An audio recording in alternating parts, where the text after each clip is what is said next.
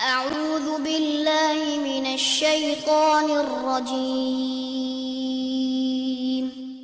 بسم الله الرحمن الرحيم. الحمد لله رب العالمين والصلاة والسلام على نبينا محمد وعلى آله وصحبه أجمعين أما بعد.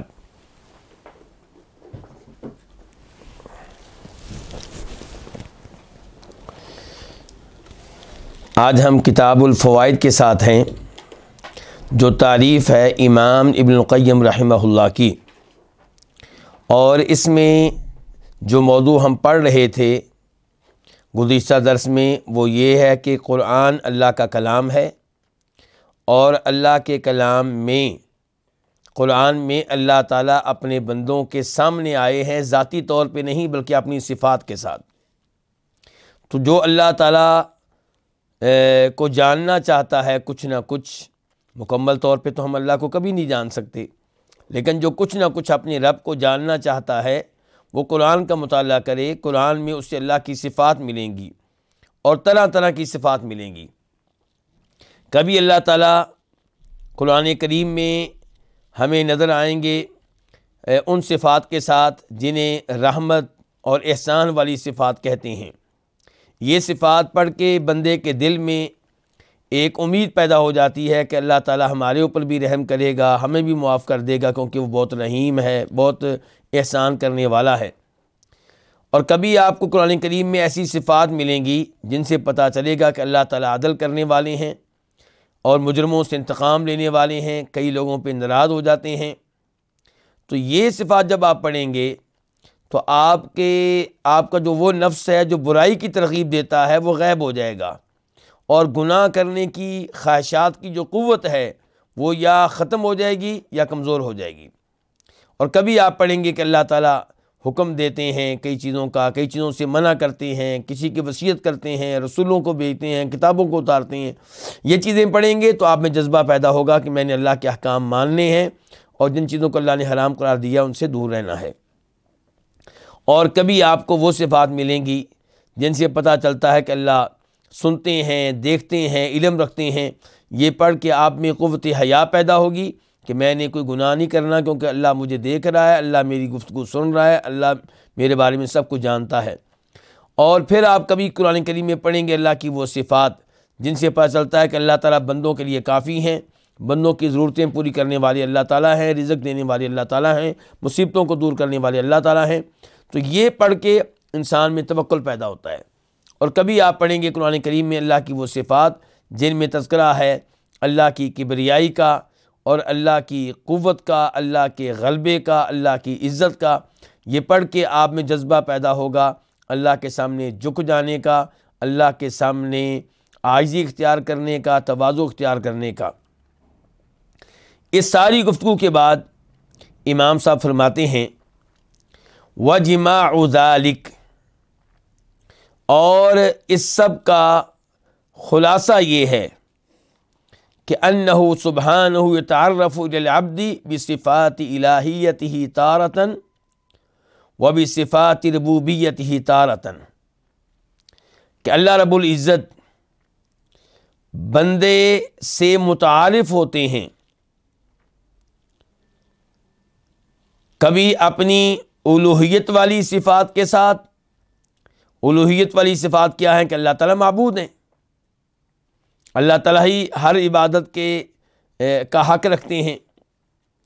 وبصفات ربوبیتہ تارۃ، اور کبھی اللہ تعالیٰ متعارف ہوتے ہیں اپنی ربوبیت والی صفات کے ساتھ۔ مثال کے طور پہ کہ اللہ خالق ہے، اللہ ہی ہر کو پیدا کرنے والا ہے، اللہ ہی ہر کو رزق دینے والا ہے، اللہ ہی سب کے امور کی تدبیر کرنے والا ہے، اللہ ہی کے ہاتھ میں موت و حیات ہے۔ تو یہ ربوبیت والی صفات ہیں۔ تو قرآن کریم میں اللہ کے بارے میں پڑھتے ہوئے آپ کو یہ دو چیزیں ملیں گی۔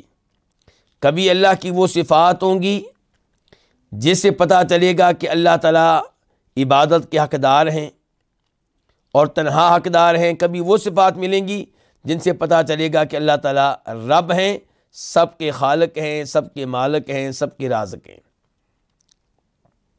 اچھا، یہ دو طرح کی صفات پڑھ کے فائدہ کیا ملے گا؟ احساس کیا پیدا ہوگا آپ میں؟ جذبات کیا ہوں گے آپ کے؟ تو کہتے ہیں امام صاحب فیوجب لہ شہود صفات الالہیہ المحبت الخاصہ والشوق الی لقائہ۔ تو الہی صفات، الوہیت والی صفات، شہود، انہیں دیکھنا، انہیں ملاحظہ کرنا، انہیں مد نظر رکھنا۔ تو جب آپ اللہ کی الوہیت والی صفات مد نظر رکھیں گے تو اس سے کیا ہوگا؟ یہ چیز سبب بنے گی المحبت الخاصہ، اللہ سے خاص محبت کرنے کا، اللہ سے خاص محبت کرنے کی سبب بنے گی یہ چیز۔ آپ میں اللہ کی محبت پیدا ہوگی، خاص قسم کی محبت۔ والشوق الی لقائہ، اور شوق پیدا ہوگا اللہ سے ملنے کا۔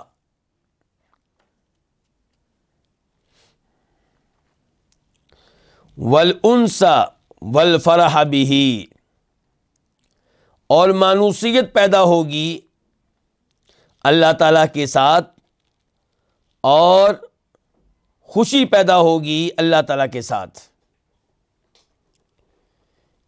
یعنی کہ آپ کو خوشی ہوگی اللہ تعالیٰ کے ساتھ جڑ کر، اللہ کی عبادت کر کے، اللہ کا ذکر کر کے، اللہ کے ساتھ تعلق قائم کر کے آپ کو خوشی ہوگی۔ والسرور بخدمتہ، اور وہ صفات جن سے پتہ چلتا ہے کہ اللہ تعالیٰ ہی عبادت کے لائق ہیں، انہیں مد نظر رکھیں گے تو کیا ہوگا؟ السرور، خوشی پیدا ہوگی بخدمتہ، اللہ کی خدمت کر کے۔ اللہ کی خدمت کیسے کریں گے جی؟ تو یہ ہم بات مراد یہ ہے کہ اللہ کی اطاعت، اللہ کا حکم ماننا، اللہ کی عبادت کرنا، یہ اللہ کی خدمت ہے۔ والمنافسۃ فی قربہ، اور اللہ کے قریب ہونے میں مقابلہ بازی کا احساس پیدا ہوگا۔ المنافسہ، جیسا کہ قرآن میں آتا ہے وفی ذلک فلیتنافس المتنافسون، مقابلہ کرنے والوں کو مقابلہ کرنا چاہیے، لیکن کس میں؟ خیر کے کاموں میں، جنت کے حصول میں۔ تو یہاں پہ کیا ہے کہ جب آپ اللہ تعالیٰ کی وہ صفات مد نظر رکھیں گے جن سے پتہ چلتا ہے کہ اللہ تعالیٰ ہی عبادت کے لائق ہیں، اللہ کی عبادت کرنی چاہیے، تو آپ میں کیا پیدا ہوگا؟ اللہ کے قریب ہونے کے لیے مقابلہ کرنے کا احساس۔ آپ کہیں گے کہ میرا پڑوسی اللہ کی راہ میں ہر مہینے کسی نہ کسی مسکین کو کھانا کھلاتا ہے، میں 2 کو کھلاؤں۔ میرا دوست نفلی روزے ہر مہینے میں 3 رکھتا ہے، مجھے 5 رکھنے چاہیے۔ میرا بھائی روزانہ 1 سپارہ تلاوت کرتا ہے، مجھے 1.5 سپارہ کرنا چاہیے، اللہ کے اس سے بڑھ کے میں اللہ کا مقرب بندہ بنوں۔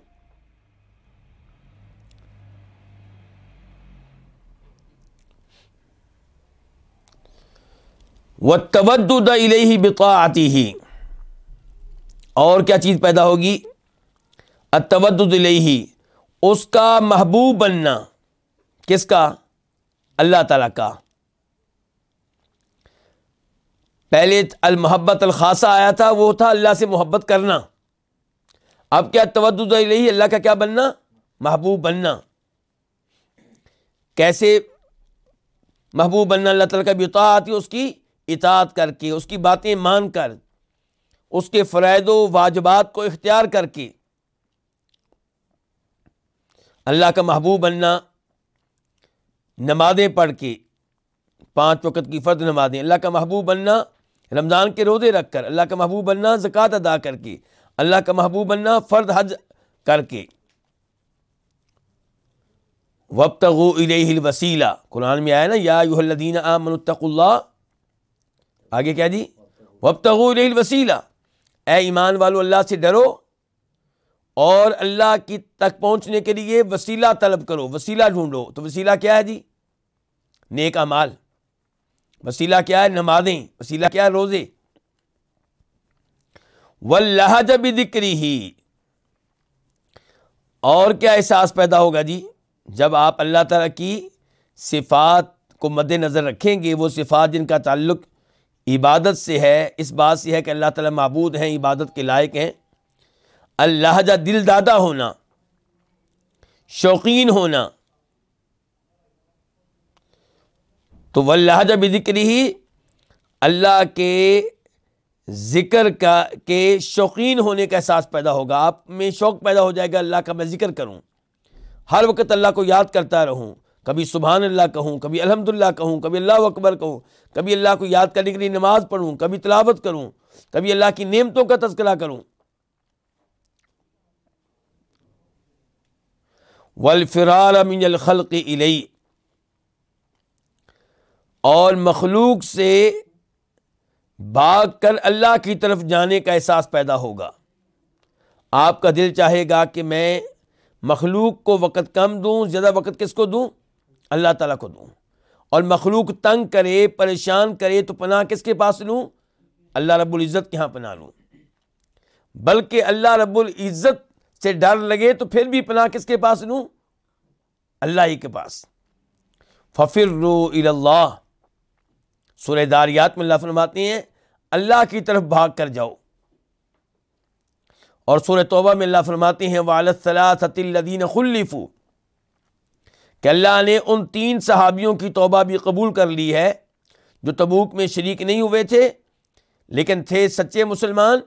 اللہ نے ان کے معاملے کو لیٹ کر دیا تھا، فوری توبہ قبول نہیں کی تھی، فرمایا اب اللہ ان کی توبہ قبول کر رہا ہے۔ اور ان کی حالت کیا تھی؟ اللہ نے کہا حتیٰ اذا ضاقت علیہم الارض بما رحبت، زمین ان کے لیے تنگ ہو گئی تھی۔ حالانکہ زمین کشادہ ہے کہ تنگ ہے؟ پورا مدینہ خالی پڑا ہوا تھا، لیکن ان کے لیے زمین تنگ ہو گئی تھی۔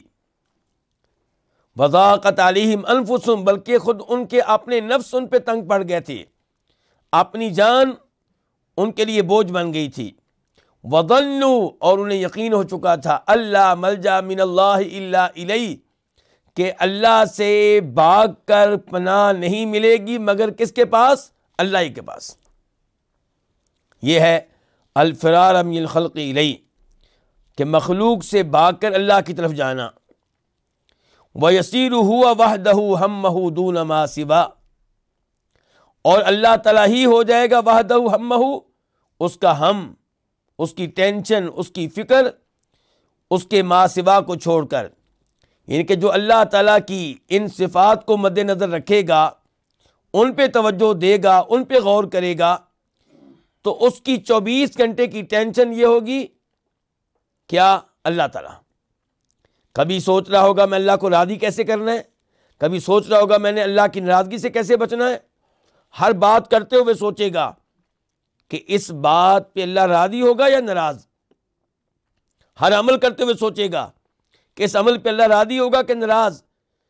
وہ نمازیں پڑھے گا پھر کس کی خاطر؟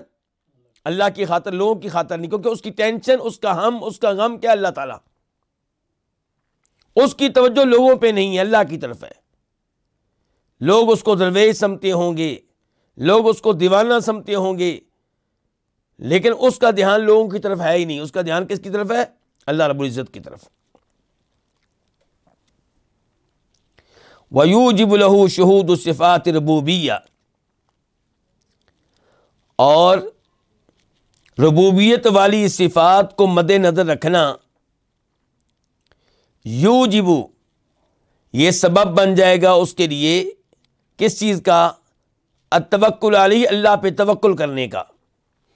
یہ کہ جب آپ کا دھیان اللہ کی ان صفات پہ ہوگا جو ربوبیت والی صفات ہیں۔ یہ کون سی ہوتی ہیں ربوبیت والی صفات؟ کون جی علماء کرام؟ آج میں نے ذکر کیا، آج درس کے شروع میں۔ آپ کا دھیان کہاں ہے جی؟ ہاں، اللہ آپ کو ذائقہ خیر دے۔ قاری سجاد صاحب، یعنی کہ اللہ خالق ہیں، اللہ کا خالق ہونا، اللہ کا رازق ہونا، اللہ کا سارے بندوں کے سبھی امور کی تدبیر کرنے والا ہونا، اللہ کا ہی سب کو زندہ کرنا، اللہ کے ہی سب کو فوت کرنا، یہ اللہ کی وہ صفات ہے جن کا تعلق ربوبیت سے ہے۔ تو کہتے ہیں کہ جب آپ اللہ کی ربوبیت والی صفات پہ ان کو صفات کو مد نظر رکھیں گے، ان پہ دھیان دیں گے، ان پہ غور کریں گے، انہیں ملاحظہ کریں گے، تو یہ چیز سبب بنے گی توکل علیہ، اللہ ہی پہ توکل کرنے کا۔ جب آپ کے ذہن میں یہ ہوگا کہ خالق وہ ہے، رازق وہ ہے، مالک وہ ہے، سارے امور کی تدبیر کرنے والا وہ ہے، تو توکل لوگوں پہ کیوں کریں؟ پھر توکل کس پہ کریں گے؟ اللہ ہی پہ کریں گے۔ والافتقار الیہ، اور پھر آپ اللہ ہی کی طرف محتاجگی ظاہر کریں گے، اللہ ہی کی طرف محتاج ہوں گے۔ موسیٰ علیہ السلام نے کیا کہا تھا؟ رب انی لما انزلت الی من خیر فقیر، اے میرے رب میں محتاج ہوں اس خیر کا جو تو میری طرف اتارے، محتاج ہوں، فقیر ہوں۔ یا ایھا الناس انتم الفقراء الی اللہ، اے لوگو تم سب کے سب اللہ کے فقیر، اللہ کے محتاج ہو، غنی بے نیاز صرف ایک اللہ ہے۔ والاستعانۃ بہ، جب آپ ربوبیت والی صفات کو مد نظر رکھیں گے تو پھر کیا ہوگا؟ یہ چیز سبب بنے گی آپ کے لیے کہ آپ اللہ ہی سے مدد مانگیں۔ ایاک نعبد و ایاک نستعین، والذل والخضوع والانکسار لہ، اور یہ چیز سبب بنے گی اللہ تعالیٰ کے لیے ذلت اختیار کرنے کا، اللہ کے سامنے جھک جانے کا، والخضوع اللہ تعالیٰ کے لیے تواضع اختیار کرنے کا، والانکسار لہ اللہ تعالیٰ کے لیے انکساری اختیار کرنے کا۔ تو انسان جب قرآن پڑھتے ہوئے اللہ کی ربوبیت والی صفات پہ توجہ کرے گا تو اس میں یہ خوبیاں پیدا ہوں گی کہ توکل ایک اللہ پہ، محتاجگی ظاہر کرنا اللہ کے سامنے، مدد مانگنا اللہ تعالیٰ سے، جھکنا اللہ کے سامنے، تواضع اللہ کے سامنے، انکساری اللہ تعالیٰ کے لیے۔ وَكَمَالُ ذَلِكَ أَن يَشْهَدَ رُبُوبِيَّتَهُ فِي إِلَٰهِيَّتِهِ وَإِلَٰهِيَّتَهُ فِي رُبُوبِيَّتِهِ، اور کمال اس کا یہ ہے، یعنی کہ ان امور میں کمال کیا ہے، کمال بتانے لگے ہیں کہ اعلیٰ درجہ کیا ہے ان امور میں۔ یہ پیچھے جو بتایا گیا تھا وہ چیزیں آپ میں پیدا ہو جائیں، یہ بڑی اچھی بات ہے، لیکن اعلیٰ درجہ کیا؟ وَكَمَالُ ذَلِكَ، اور کمال اس کا یہ ہے کہ أَن يَشْهَدَ رُبُوبِيَّتَهُ، کہ بندہ مد نظر رکھے اللہ تعالیٰ کی ربوبیت کو اللہ کی الوہیت میں، یعنی کہ اللہ کی عبادت کرتے ہوئے، اللہ کو رکوع کرتے ہوئے، اللہ کو سجدے کرتے ہوئے آپ اللہ کی ربوبیت کو مد نظر رکھیں۔ آپ یہ ذہن میں رکھیں کہ میں اللہ کی عبادت کیوں کر رہا ہوں؟ کیونکہ اللہ میرا کیا ہے؟ رب ہے، کیونکہ میرا خالق ہے، میرا مالک ہے، میرا رازق ہے، اور آپ اس کی ربوبیت میں مد نظر رکھیں اس کی عبودیت کو، یعنی کہ جب آپ اللہ کی ربوبیت پہ غور کر رہے ہوں تو آپ اس نتیجے پہ پہنچیں کہ جو میرا رب ہے وہی میری طرف سے ہر عبادت کا حقدار ہے۔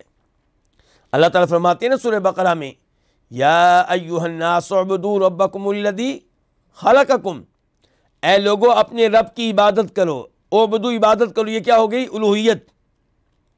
ربکم اپنے رب کی، یہ کیا ہو گئی؟ ربوبیت۔ عبادت کرو اپنے اس رب کی الذی خلقکم، جس نے تمہیں پیدا کیا، والذین من قبلکم، اور جس نے ان کو پیدا کیا جو تم سے پہلے تھے، لعلکم تتقون، تاکہ تم متقی بن جاؤ، پرہیزگار بن جاؤ۔ الذی جعل لکم الارض فراشا، اپنے اس رب کی عبادت کرو جس نے تمہارے لیے زمین کو کیا بنایا؟ بچھونا، یہ ربوبیت ہے۔ والسماء بناء، جس نے آسمان کو کیا بنایا تمہارے لیے؟ چھت۔ وانزل من السماء ماء، اور جس نے تمہارے لیے آسمانوں سے پانی نازل کیا، تمہارے لیے پھر زمین سے رزق نکالا، پھل نکالے، غلہ جات نکالے، تو یہ سب ربوبیت ہے۔ وَحَمْدَهُ فِي مُلْكِ، اور کمال یہ ہے کہ آپ اللہ تعالیٰ کی حمد و ثنا کو مد نظر رکھیں اللہ تعالیٰ کی بادشاہت میں۔ کیا مطلب ہے اس کا؟ یہ کہ جب آپ اللہ کی بادشاہت پہ غور کریں، قرآن کریم پڑھتے ہوئے تذکرہ آئے کس کا؟ اللہ کی بادشاہت کا۔ اللہ بار بار کہتے ہیں آسمان و زمین کا مالک میں ہوں، للہ ملک السماوات والارض۔ جب آپ قرآن میں یہ پڑھیں کہ مالک اللہ ہے، تو اللہ کی سلطنت، اللہ کی بادشاہت پہ غور کرتے کرتے اللہ کی حمد و ثنا کو مد نظر رکھیں۔ کیا مطلب؟ دنیا میں کئی اور بھی بادشاہ ہیں اللہ کے علاوہ، اللہ تو حقیقی بادشاہ ہے نا، لیکن دنیا میں کئی ایسے ہیں جن کو بادشاہت ملی ہے عارضی، ناقص سی بادشاہت۔ اس ناقص بادشاہت اور عارضی بادشاہت کو پانے کے باوجود وہ لوگ دورانِ بادشاہت لوگوں پہ ظلم کرتے ہیں، عدل و انصاف سے کام نہیں لیتے، بڑا تکبر دکھاتے ہیں، بہت فخر کرتے ہیں۔ لیکن اللہ تعالیٰ کیا ہے؟ اللہ تعالیٰ بادشاہ ہونے کے باوجود عدل کرنے والا ہے، ظلم کرنے والا نہیں ہے۔ تو پھر اللہ تعالیٰ کی حمد و ثنا بیان کرنی چاہیے۔ اسی لیے بہت سی دعاؤں میں یہ الفاظ ایک ساتھ آئے ہیں، لہ الملک ولہ بادشاہت بھی اسی کی، تعریفیں بھی اسی کی۔ وَعِزَّهُ فِي عَفْوِهِ، اور آپ مد نظر رکھیں اللہ تعالیٰ کی عزت کو، اللہ کی قوت کو، اللہ کے غلبے کو، فی عفوہ، اس کے معاف کر دینے میں۔ یہ کہ جب آپ غور کریں کہ اللہ تعالیٰ معاف کر دینے والا ہے، تو یہ ذہن میں رہے کہ اللہ معاف کرتا ہے غالب ہونے کے باوجود، صاحب قدرت ہونے کے باوجود۔ میں کئی بندوں کو معاف کرتا ہوں، لیکن مجھے پتہ ہے کہ میں بدلہ لینا چاہوں بھی تو کچھ لے نہیں سکتا۔ اگر بدلہ لینے کی کوشش کروں گا الٹا اپنا نقصان کروں گا، ڈرتا ہوں۔ اللہ کا یہ معاملہ نہیں ہے، اللہ معاف کرتا ہے غالب ہونے کے باوجود، عزیز ہونے کے باوجود۔ اللہ تعالیٰ نے کیا فرمایا سورہ ملک میں؟ وَهُوَ الْعَزِيزُ الْغَفُورُ۔ وَحِكْمَتَهُ فِي قَضَائِهِ وَقَدَرِهِ، اور آپ اللہ تعالیٰ کی قضاء و قدر میں، قضاء و قدر سے مراد کیا؟ تقدیر۔ اللہ نے ہر چیز کا اندازہ پہلے سے کر رکھا ہے، اور اللہ کے اندازے میں کوئی غلطی نہیں ہوتی۔ میرے آپ کے اندازے غلط ثابت ہوتے ہیں کئی دفعہ۔ تقدیر اللہ کے اندازے کا نام ہے، لیکن اللہ کا اندازہ 100% ہے، کسی قسم کی غلطی کا نہ کوئی امکان ہے نہ کوئی خطرہ ہے۔ تو اللہ نے سب کچھ پہلے سے لکھ رکھا ہے، اللہ پہلے سے جانتے ہیں کس نے کہاں فوت ہونا ہے، کس نے کہاں پہ رہنا ہے، کس نے کیا اعمال سر انجام دینے ہیں، اللہ کو ہر چیز کا پتہ ہے۔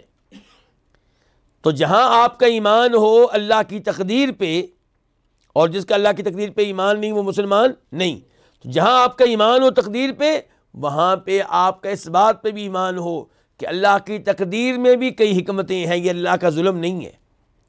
تقدیر ظلم نہیں ہے، تقدیر کے پیچھے بڑی حکمتیں ہیں۔ مثال کے طور پہ آپ پڑھیں سورہ حدید کی وہ آیات جن میں اللہ تعالیٰ فرماتے ہیں ما اصاب من مصیبت فی الارض ولا فی انفسکم الا فی کتاب من قبل ان نبرأها ان ذلک علی اللہ یسیر۔ اللہ تعالیٰ کہتے ہیں جو بھی مصیبت آتی ہے زمین میں، وہ زمین میں آئے زلزلہ، طوفان، آندھی، یا اس مصیبت کا تعلق تمہارے اپنے جسم سے ہو، شوگر، کینسر، سر درد، پیٹ درد، جو بھی مصیبتیں آتی ہیں یہ ساری کی ساری الا فی کتاب، پہلے سے لوح محفوظ میں لکھی ہوئی ہیں۔ یہ کیا ہو گئی؟ تقدیر۔ ایسے ہی ہے نا، علماء اکرام میرے ساتھ ہیں نا آپ لوگ۔ حکمت کیا ہے یا اللہ؟ فائدہ کیا ہے اس تقدیر کا؟ فرمایا لِكَيْ لَا تَأْسَوْا عَلَى مَا فَاتَكُمْ وَلَا تَفْرَحُوا بِمَا آتَاكُمْ۔ تقدیر کے تقدیر میں کئی حکمتیں ہیں، لیکن ایک فائدہ، ایک حکمت یہ ہے، یہ آیت ہے۔ اللہ تعالیٰ کہتے ہیں تقدیر کا فائدہ یہ ہے کہ اگر تمہیں کسی مصیبت کا سامنا کرنا پڑے، کوئی حادثہ ہو جائے، تو تمہیں زیادہ افسوس نہ ہو۔ تھوڑا بہت افسوس ہوگا لیکن زیادہ نہ ہو۔ کیوں؟ آپ کا ایمان ہوگا کہ ٹھیک ہے میرا بیٹا ایک ہی تھا، فوت ہو گیا، علاج کرایا، لیکن کیا ہو سکتا ہے، میں جو بھی کر لیتا اللہ نے پہلے سے لکھا ہوا تھا، اس نے فوت ہونا ہی تھا۔ تو اس سے انسان کو کیا ہوتا ہے؟ حوصلہ ہوتا ہے۔ تقدیر میں حکمتیں، وَلَا تَفْرَحُوا بِمَا آتَاكُمْ، اور جو ملے اس کے اوپر پھولنا نہیں ہے۔ جناب میرے پاس پہلے ایک گاڑی تھی، اب دو ہو گئی ہیں، ایک بلڈنگ تھی، دو بلڈنگیں، ایک پلازا، دو پلازے، پھولنا نہیں ہے، آپ کا کمال نہیں ہے، یہ تقدیر میں پہلے اللہ نے لکھا ہوا تھا۔ تو یہ ہے تقدیر پہ ایمان لانے کے فوائد۔ تو فرمایا انسان جو ہے حکمتہ فی قضاء و قدرہ، اللہ کی تقدیر میں اللہ کی حکمت کو مد نظر رکھے، ونعمتہ فی بلائہ، اور اس کی آزمائشوں میں اس کے انعام کو مد نظر رکھے۔ بڑے ہم پریشان رہتے ہیں جی، کیا قاری صاحب، حاجی صاحب مشورہ دیں جی، میرے گھر میں بڑی پریشانیاں ہیں، کبھی بیٹا بیمار ہو جاتا ہے، کبھی بیٹی بیمار ہو جاتی ہے، پچھلے ہفتے ایکسیڈنٹ ہو گیا تھا، آزمائشیں آزمائشیں ہیں۔ تو امام صاحب کہہ رہے ہیں ان آزمائشوں میں بھی اللہ کی نعمتیں ہیں، یہ آزمائشیں بھی تمہارے لیے نعمت ہیں۔ کیسے؟ آزمائشیں آتی ہیں، آپ صبر کرتے ہیں، صبر پہ کیا ملتا ہے جی؟ انما یوفی الصابرون اجرہم بغیر حساب، صبر کرنے والوں کو ان کا اجر و ثواب بغیر کسی حساب کے پورا پورا دیا جائے گا۔ صبر کرنے سے آپ کا ثواب بڑھ رہا ہے، درجات بلند ہو رہے ہیں، گناہ مٹ رہے ہیں، ختم ہو رہے ہیں۔ اور پھر مصیبتیں آتی ہیں تو آپ اللہ کو یاد کرتے ہیں، تلاوت میں اضافہ کر دیتے ہیں، دعائیں کرتے ہیں، گڑ گڑاتے ہیں، مسجد میں دل لگتا ہے آپ کا، تلاوت میں دل لگتا ہے آپ کا۔ یہ کیوں ہو رہا ہے جی؟ جی علماء کرام میں آپ سے پوچھ رہا ہوں، آزمائشیں آئی ہیں اس لیے، آپ کی توجہ شاید ہٹ جاتی ہے میرے خیال میں۔ یہ اس لیے کہ آزمائشیں آتی ہیں، اس لیے تو یہ آزمائشیں آنے کے فائدے، آزمائشیں بھی اللہ کا انعام ہے۔ اگر یہ آزمائشیں نہ آئیں شاید ہم رب کو ویسے ہی بھول جائیں، شاید ہم کبھی بھی مسجد کا رخ نہ کریں۔ کتنی فیملیاں ہیں جو دین سے دور ہوتی ہیں، پھر کوئی آزمائش آتی ہے تو پوری فیملی مساجد کے ساتھ، دین کے ساتھ، قرآن کے ساتھ جڑ جاتی ہے۔ کسی بچے کے جسم میں جن داخل ہو گئے، جادو ہو گیا، اب پریشانی تو بہت بڑی ہے، اللہ ہم سب کو محفوظ رکھے۔ لیکن یہ فیملی، ان کو پتہ ہی نہیں تھا کہ محلے میں مسجد کہاں ہے۔ اب جناب جب جن داخل ہوئے، اب یہ جا رہے ہیں کسی ایسے عامل کے پاس، کسی ایسے دم کرنے والے کے پاس جس کا عقیدہ ٹھیک ہے، جو قرآن کے ساتھ دم کرتا ہے۔ اب وہ ان کو کہتا ہے بھئی یہ دعائیں یاد کرو، حصن المسلم کی دعائیں یاد کرو، صبح و شام کے اذکار کرو، گھر میں داخل ہوتے ہوئے بسم اللہ پڑھا کرو، کوئی بھی بسم اللہ پڑھے بغیر داخل نہ ہو تاکہ شیطانوں کا داخلہ بند ہو، گھروں سے نکالو کیا مجسمے، مورتیاں، موسیقی، میوزک، تاکہ شیطانوں کو باہر نکالا جا سکے، گھر میں سورہ بقرہ کی تلاوت کیا کرو۔ اب گھر کا ماحول ہی تبدیل ہو گیا جی۔ تو یہ مصیبت جو ان کے اوپر آئی تھی، یہ ان کے لیے بہتر ثابت ہوئی کہ ان کے لیے شر ثابت ہوئی؟ بہتر ثابت ہوئی۔ تو یہ کہہ رہے ہیں کہ یہ آزمائشوں میں بھی اللہ کا جو انعام ہے اس کو مد نظر رکھیں آپ۔ وَعَطَاءَهُ فِي مَنْعِهِ، اور اس کے کئی چیزوں سے روک دینے میں اس کی جو عطا ہے اس کو مد نظر رکھیں۔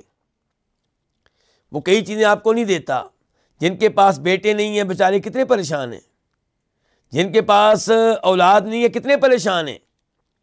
امام صاحب کہہ رہے ہیں کیوں آپ پریشان ہوتے ہیں اتنا زیادہ؟ اللہ نے جو چیز آپ کو نہیں دی، روک لی ہے، اس میں بھی اللہ آپ کو کچھ دے رہے ہیں۔ کچھ چیزیں آپ سے روک کر اللہ آپ کو کیا کر رہے ہیں؟ کچھ علماء کرام میرے ساتھ ہیں نا، اللہ تعالیٰ آپ کو کچھ دے رہے ہیں. کیسے جی؟ مثال کے طور پہ اگر اللہ تعالیٰ آپ کو اولاد دیتا تو شاید یہ اولاد آپ کو دین سے دور کرنے والی ہوتی، شاید یہ اولاد آپ کے لیے آزمائش بن جاتی، عذاب بن جاتی. اللہ نے نہ دے کر آپ کو راحت دی ہوئی ہے، سکون دیا ہوا ہے. اللہ نے آپ کو بہت زیادہ مال نہیں دیا، شاید یہ مال دے کر اللہ تعالیٰ نے آپ کی جان بچائی ہوئی ہے. مال ملتا تو ویسے ڈاکو حملہ کر دیتے، آپ کو قتل کر کے چلے جاتے. بادشاہت اللہ نے آپ کو نہیں دی، بڑی کوشش کی آپ نے وزیر بننے کی، کوئی سرکاری عہدہ لینے کی، نہیں ملا آپ کو. اس میں بھی اللہ نے آپ کو کچھ دیا ہے. کیا ملا جی؟ آپ کو زندگی ملی ہے، صحت ملی ہوئی ہے، سکون ملا ہوا ہے. آپ اپنی بیگم بچوں کے ساتھ بیٹھتے ہیں، پیار سے، آرام سے، کھلا وقت دے رہے ہیں ان کو. بادشاہ بن جاتے تو شاید آپ کی نیندیں اڑ جاتی. خطرہ، یہ میرا تختہ نہ اڑ دے، یہ میرا اقتدار نہ چھین لے. تو یہ اللہ تعالیٰ کے کئی چیزوں سے اللہ منع کر دیتا ہے، اس میں بھی اللہ کچھ دے رہا ہوتا ہے. وَبِرَّهُ وَلُطْفَهُ وَإِحْسَانَهُ وَرَحْمَتَهُ فِي قَيُّومِيَّتِهِ. آپ مد نظر رکھیں اللہ کی قیومیت میں. اللہ کے ناموں میں سے ایک نام کیا ہے جی؟ القیوم. آیت الکرسی میں بھی آیا ہے اللہ لا الہ الا هو الحی القیوم. کا کیا مطلب ہے؟ کہ اللہ تعالیٰ خود قائم ہے، موجود ہے، اور جو بھی چیز دنیا میں موجود ہے، قائم ہے، اس کو قائم کرنے والا کون ہے؟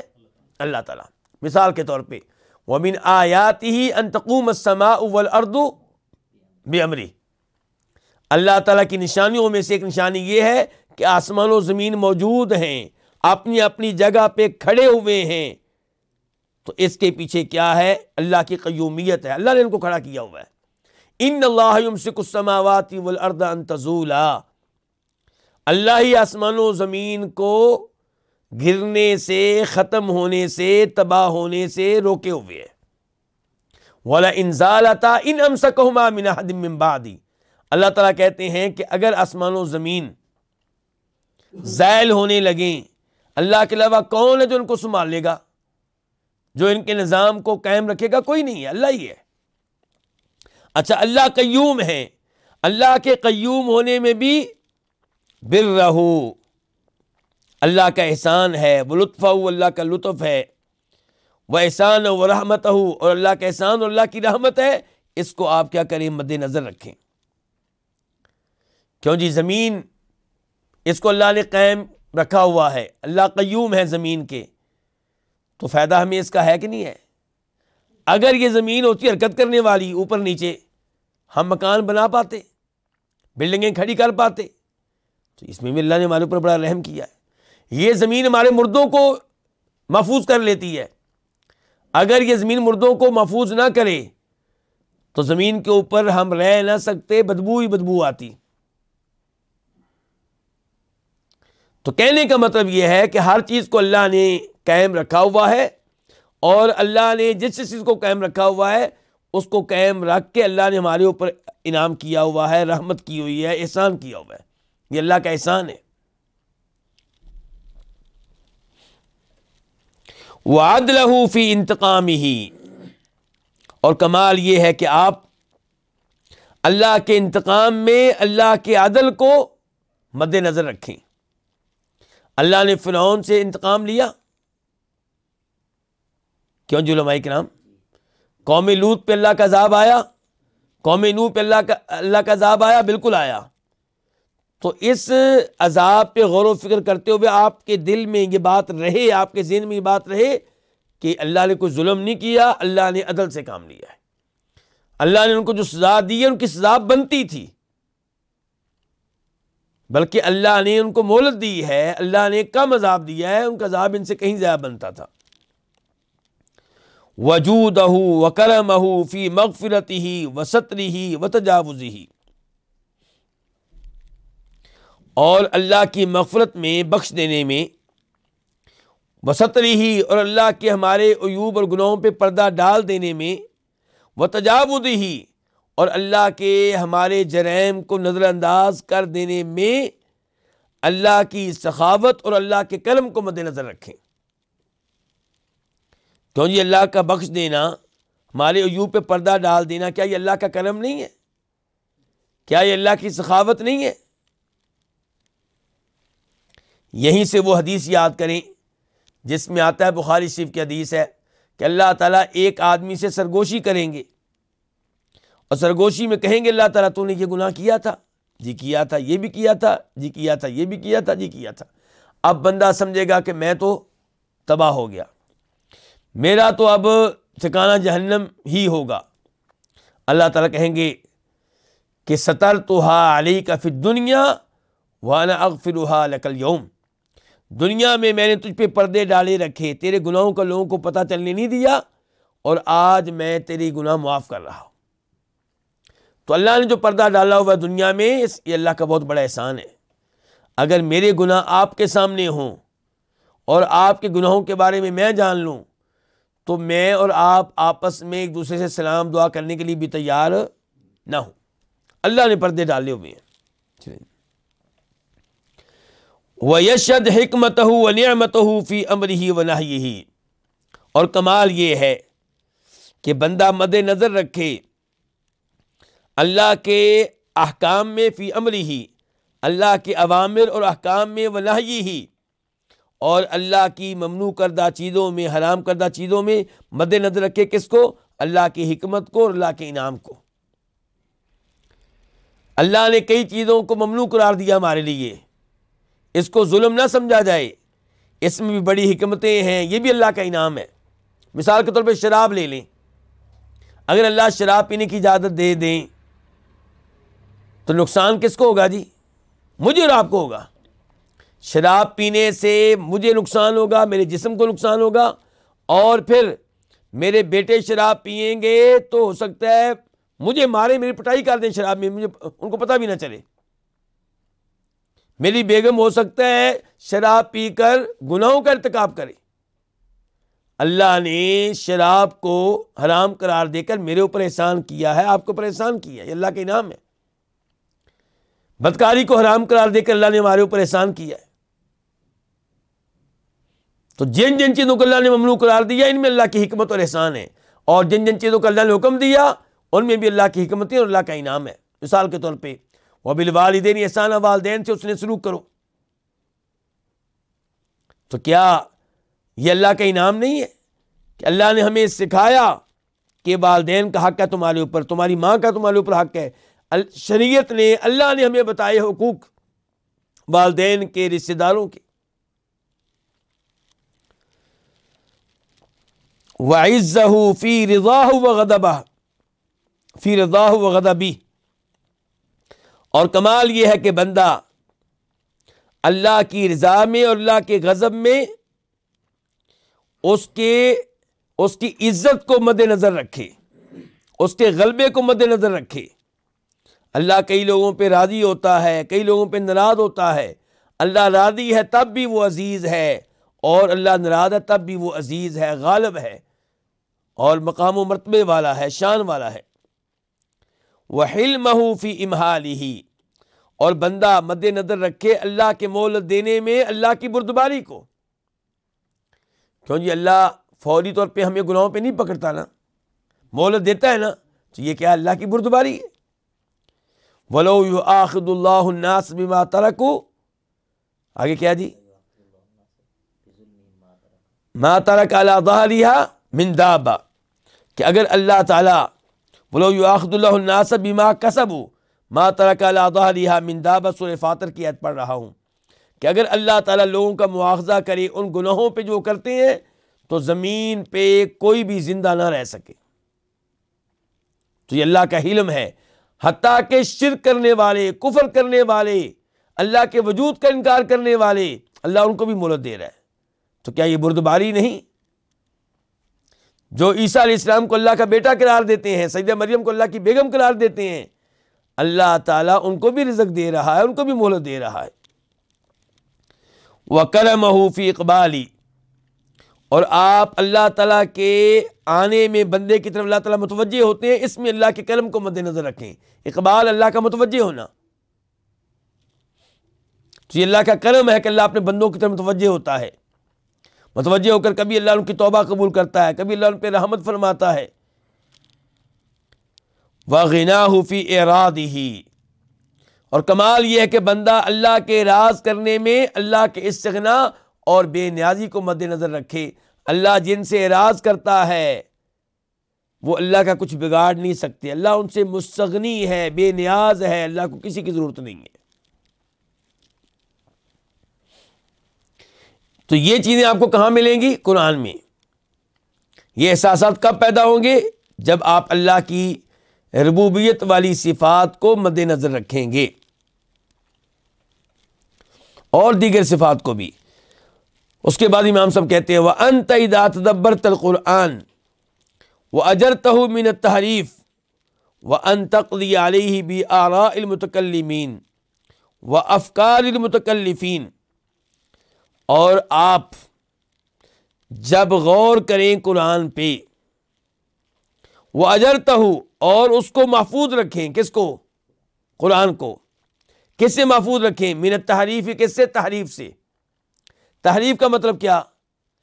قرآن کے معنی تبدیل کر دینا۔ مثال کے طور پہ اللہ تعالیٰ کہتے ہیں قرآن میں بار بار کہ استویٰ علی العرش، میں عرش پہ مستوی ہوا۔ مستوی ہونے کا مطلب کیا ہوتا ہے؟ بلند ہوا۔ اب اس کی تعویل کیا کی جاتی ہے؟ تحریف کیا کی جاتی ہے؟ جناب کے استوا کا معنی استولا، اللہ عرش پہ غالب آ گیا۔ کہتے ہیں یہ ممکن نہیں ہے کہ اللہ عرش کے اوپر ہو، تو پھر استوا کا کیا معنی کریں گے؟ تحریف کرتے ہوئے، قرآن کا معنی تبدیل کرتے ہوئے کہتے ہیں استوا کا معنی استولا، اور یہ غلط ہے۔ ایسے ہی تحریف سے کام لیتے ہوئے اللہ نے قرآن میں تذکرہ کیا کہ میرے ہاتھ ہیں۔ اللہ تعالیٰ کہتے ہیں لما خلقت بیدی، میں نے آدم علیہ السلام کو پیدا کیا اپنے دونوں ہاتھوں سے۔ اللہ تعالیٰ کہتے ہیں بل یداہ مبسوطتان، اللہ کے دونوں ہاتھ کشادہ ہیں، کھلے ہوئے ہیں۔ تو وہ کیا کہتے ہیں جی اللہ کے ہاتھوں سے مراد کیا ہے؟ اللہ کی قدرتیں، اللہ کی نعمتیں۔ تو یہ تحریف ہے۔ یہ ایسے ہی ہے جیسے بنی اسرائیل نے کیا کہا تھا، ان سے کہا گیا تھا بیت المقدس میں داخل ہو جاؤ اور وقولوا حطہ، اور داخل ہوتے ہوئے تم نے کیا کہنا؟ حطہ، یا اللہ ہمیں معاف کر دے، بخش دے۔ وہ کیا کہتے رہے؟ ہنتا، ہمیں گندم چاہیے۔ تحریف۔ تو کہتے ہیں کہ جب آپ قرآن پہ غور کریں اور اس کو محفوظ رکھیں، کس سے؟ تحریف سے۔ وَأَن تَقْضِيَ عَلَيْهِ، وَأَن تَقْضِيَ کا عطف ہے تحریف پہ، یعنی کہ آپ قرآن کو محفوظ رکھیں، نمبر ایک تحریف سے، نمبر دو اس بات سے کہ آپ قرآن کا فیصلہ کریں بِآراءِ المتکلمین، متکلمین کی آراء اور ان کے خیالات کے ساتھ، یعنی کہ قرآن کی تفسیر کریں آپ متکلمین اہل کلام کی آراء کے ساتھ، وَأَفْكَارِ الْمُتَكَلِّفِينَ، اور تکلف کرنے والوں کے افکار اور خیالات کے ساتھ۔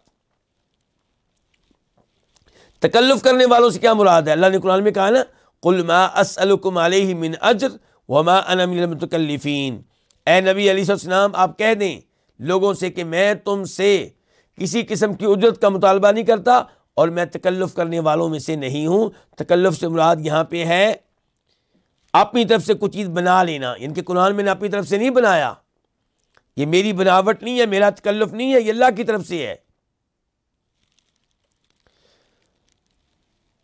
تو یہ جو اہل کلام ہیں یہ کیا ہوتے ہیں؟ تکلف کرنے والے ہوتے ہیں، یعنی کہ اللہ کی طرف، شریعت کی طرف، قرآن کی طرف وہ چیزیں منسوب کر دیتے ہیں جو ان کے علم میں نہیں ہیں، جو اللہ نے بیان نہیں کی۔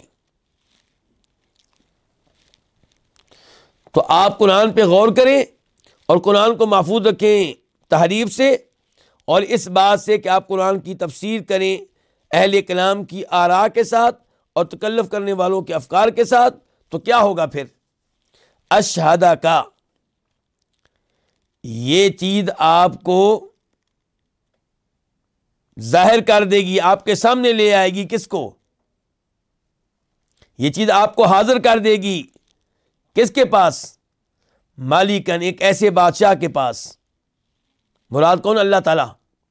کیونکہ جب قرآن کا مطالعہ کریں گے، غور کریں گے، تحریف سے کام نہیں لیں گے، تو یہ چیز آپ کو حاضر کر دے گی ایسے بادشاہ کے پاس قیومن، جو خود موجود ہے اور پوری کائنات کا نظام چلا رہا ہے، فوق السماوات، ہے کہاں پہ؟ آسمانوں کے اوپر۔ یہ جب آپ قرآن کا مطالعہ امانت سے کریں، دیانت سے کریں، غور سے کریں، تحریف سے بچ کر کریں۔ علی عرشہ، اچھا آسمانوں کے اوپر کہاں؟ آسمانوں کے اوپر اپنے عرش کے اوپر۔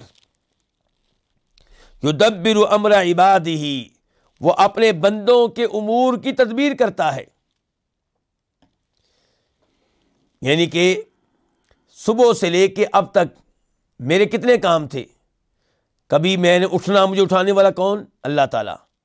میرا واش روم میں جانا، لے جانے والا کون؟ اللہ تعالیٰ۔ واش روم میں قضائے حاجت کا سسٹم کامیابی سے چلنا، اس کے پیچھے کون؟ اللہ تعالیٰ۔ ناشتہ میں نے کیا، اس کے پیچھے کون؟ اللہ تعالیٰ۔ میں نے مطالعہ کیا، نگاہ دینے والا، عقل دینے والا کون؟ اللہ تعالیٰ۔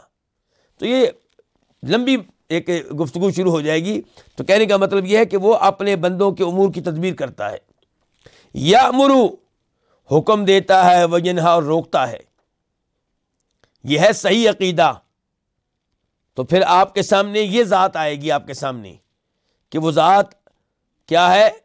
قیوم ہے، آسمانوں کے اوپر ہے، عرش کے اوپر ہے، بندوں کے امور کی تدبیر کرتا ہے، کسی چیز کا حکم دیتا ہے، کسی چیز سے منع کرتا ہے۔ اور اگر آپ کا واسطہ پڑے اس رب سے جو جہمیوں نے بنا رکھا ہے، تو آپ سمجھیں گے کہ وہ پھر معدوم ہے ہی نہیں، کیونکہ وہ کہتے ہیں نہ وہ کلام کرتا ہے، نہ یہ کرتا ہے، نہ یہ کرتا ہے، نہ یہ کرتا ہے، نہ یہ کرتا ہے، نہ یہ کرتا ہے، نہ یہ تو پھر معدوم ہوا، ایسی چیز ہوئی جو ہے ہی نہیں، نعوذ باللہ۔ صحیح عقیدہ، صحیح طریقے سے قرآن پڑھیں تو الحمدللہ یہ چیز سامنے آتی ہے۔ وَيُرْسِلُ الرُّسُلَ، اور وہ رسولوں کو بھیجتا ہے۔ وَيُنَزِّلُ الْكُتُبَ، اور کتابوں کو نازل کرتا ہے۔ وَيَرْضَى، کسی پہ راضی ہوتا ہے۔ وَيَغْضَبُ، کسی پہ ناراض ہوتا ہے، اچھے کام کرے تو راضی ہوتا ہے، برے کام کرے تو ناراض ہوتا ہے۔ وَيُثِيبُ وَيُعَاقِبُ، کسی کو ثواب دیتا ہے، وَيُعَاقِبُ، اور کسی کو سزا دیتا ہے۔ وَيُعْطِي وَيَمْنَعُ، کسی کو عطا کرتا ہے، وَيَمْنَعُ، اور کسی کو کسی سے روک لیتا ہے، نہیں دیتا اس کو۔ وَيُعِزُّ، کسی کو عزت دیتا ہے، وَيُذِلُّ، کسی کو ذلت دیتا ہے۔ یہ اللہ تعالیٰ کی یہ صفات آپ کے سامنے تب آئیں گی جب آپ قرآن پہ غور کریں گے، جب قرآن کو کسی قسم کی تحریف کے بغیر پڑھیں گے۔ قل اللہم مالک الملکی، تو کہہ دے اے اللہ مالک الملکی، کہ تو ہے کیا؟ بادشاہ۔ تؤتی الملک من تشاء، جس کو چاہتا ہے بادشاہ دیتا ہے آگے۔ وتنزع ممن تشاء، جس سے چاہتا ہے بادشاہ تو واپس لے لیتا ہے، چھین لیتا ہے۔ وتعز من تشاء، جس کو چاہتا ہے عزت دیتا ہے۔ وتذل من تشاء، جس کو چاہتا ہے ذلیل کر کے رکھ دیتا ہے۔ بیدک الخیر، ہر خیر تیرے ہاتھ میں ہے۔ انک علی کل شیء قدیر، ہر چیز کی قدرت رکھنے والا تو ہے۔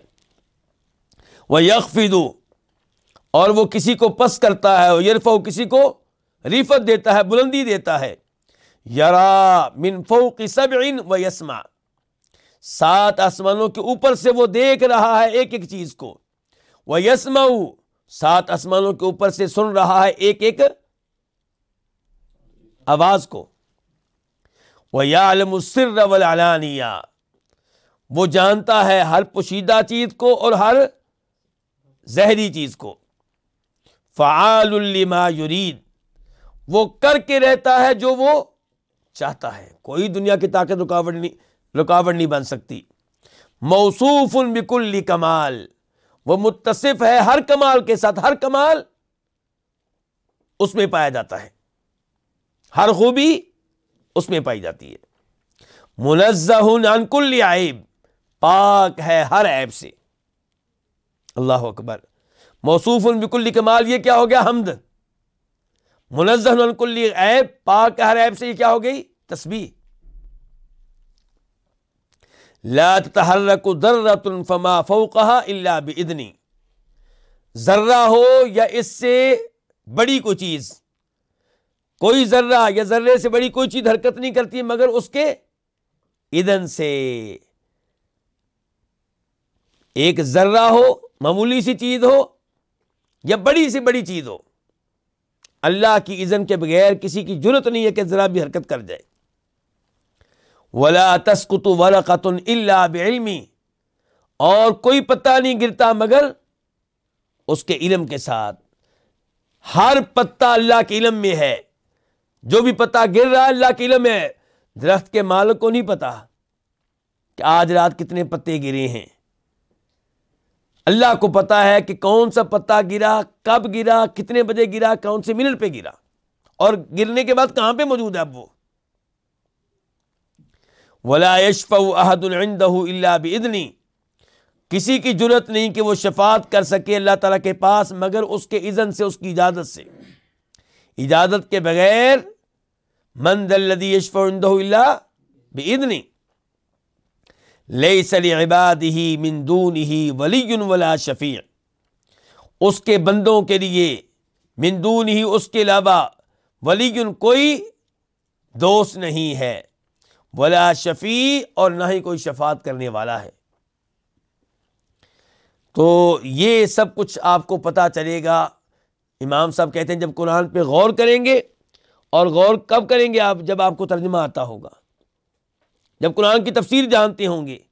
اس لیے مزید تاخیر کیے بغیر جلدی سے کسی اچھے عالم دین کی ترجمہ قرآن کلاس کا حصہ بن جائیں، تفسیر قرآن کا حصہ بن جائیں۔ قبر میں جانے سے پہلے اللہ کے قرآن کا ترجمہ پڑھ لیں، تفسیر پڑھ لیں، غور و فکر کریں۔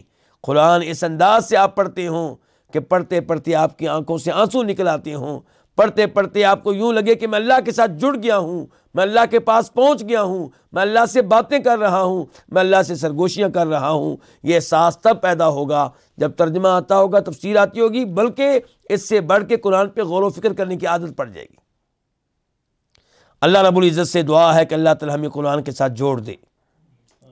اللہ تعالیٰ موت دے تو اس حال میں دے کہ ہم قرآن کے ساتھ جڑے ہوئے ہوں، تلاوت کرنے کے اعتبار سے، ترجمہ و تفسیر کے اعتبار سے، غور و فکر کرنے کے لحاظ سے، اس کتاب سے عقیدہ لینے کے لحاظ سے، احکام و مسائل سیکھنے کے لحاظ سے۔